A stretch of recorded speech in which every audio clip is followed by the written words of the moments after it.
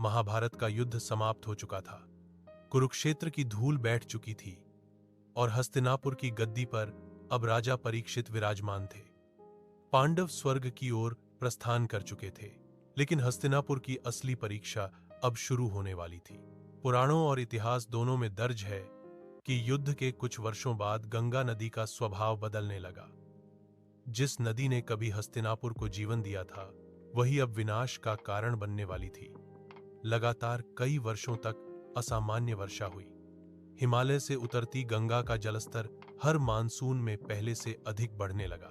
एक रात जब पूरा नगर सो रहा था, भयानक बाढ़ ने हस्तिनापुर पर हमला कर दिया।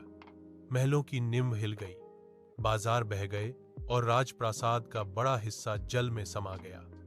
यह कोई साधारण बाढ़ नहीं थी, यह राजधानी को जड़ से उखाड़ देने वाली आपदा थी।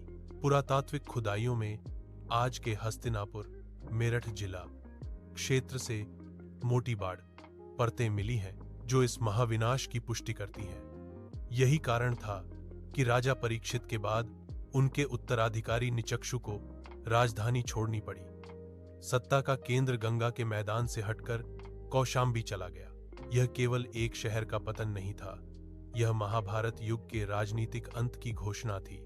जहां कभी धर्मराज युधिष्ठिर का न्याय गूंजता था, वहां अब केवल गाद, टूटी ईंटें और स्मृतियां रह गई। हस्तिनापुर का पतन हमें याद दिलाता है, युद्ध से साम्राज्य टूटते हैं, लेकिन प्रकृति से पूरे युग समाप्त हो जाते हैं।